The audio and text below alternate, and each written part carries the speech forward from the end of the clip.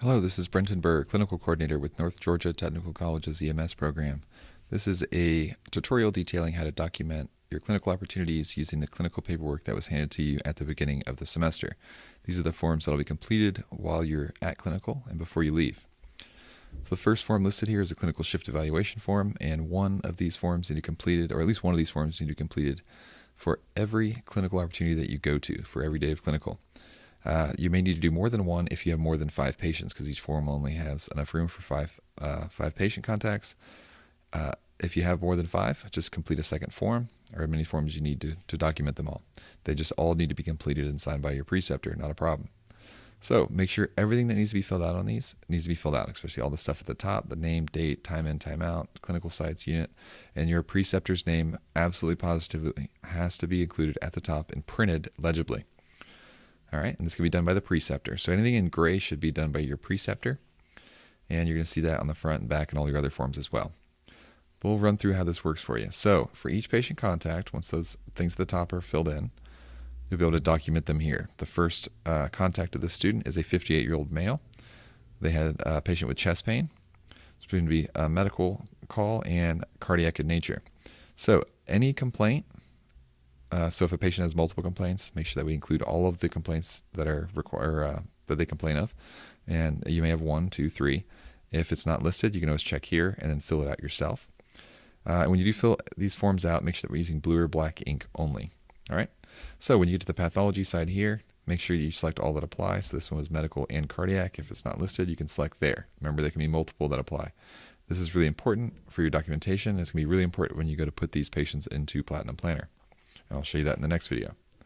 All right, so with each patient, every patient that you come in contact with, you're going to rate yourself on how well you did, and the preceptor is going to rate you as well. And it's rated on a 0, 1, 2 scale, 0 being unsuccessful, 1 being marginal, 2 being successful. So you're going to rate yourself how you did. We don't expect everyone to be all 2s starting out, and we're supposed to build up in progressive stepwise fashion as you gain more and more experience. So that is normal and not a problem. All right, so your preceptor is going to rate you. Make sure that when you submit all these forms to your preceptor to fill out and to sign, that you have completed all of the things that you need to complete before you give it to them. So all the patients are in there, all the items at the top are listed, at the back are listed, and that you've rated yourself before the preceptor gets any of this. When the preceptor rates you, and if they have any question on how to rate a student, which they should know how to do, or most of them know how to do, the ratings are at the top, and there's a more detailed description on the back of this form. When they're done, they're going to initial here. This is an area over here for you or the preceptor to write comments and how to improve for the next contact.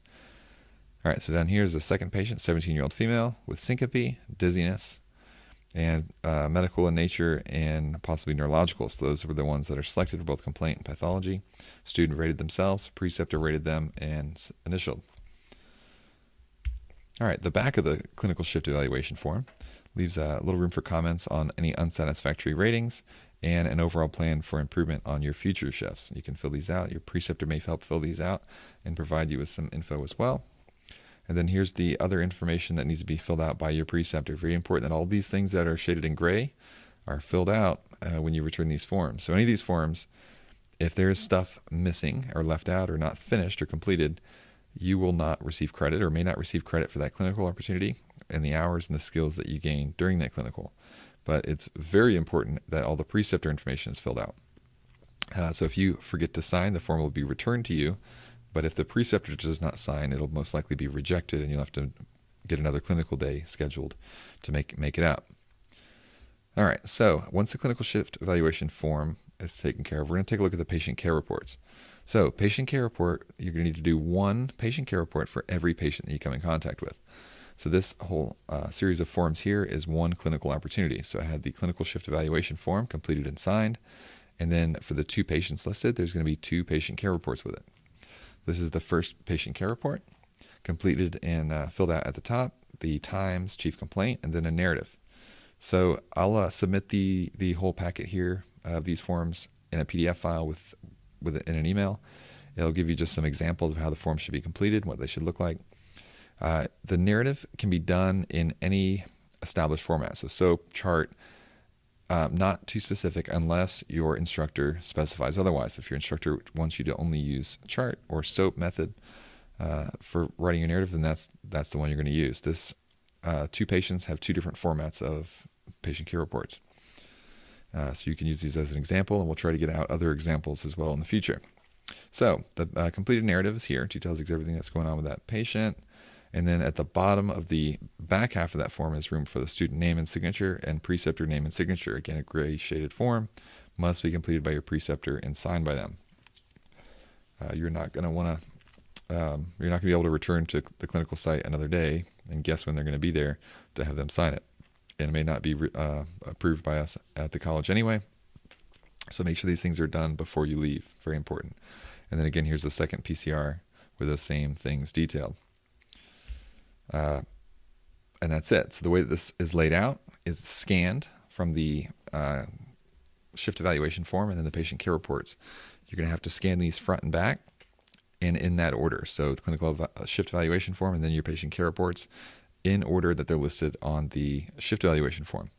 When you scan them, the only accepted format is going to be a PDF format, and it's going to need to be scanned into one big file, and only one file. The only exception to that would be if you had a bunch of patients one day and that the file size was too big to upload to Platinum Planner.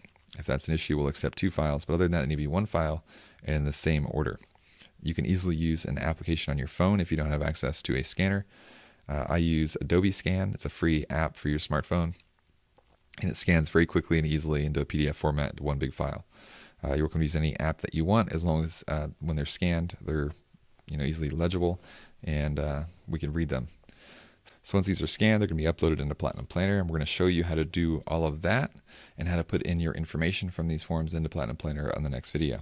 Again, this is Brenton Burr, Clinical Coordinator with North Georgia Technical College's EMS program. You can email me if you have any questions at bbirr@northgatech.edu. Thanks.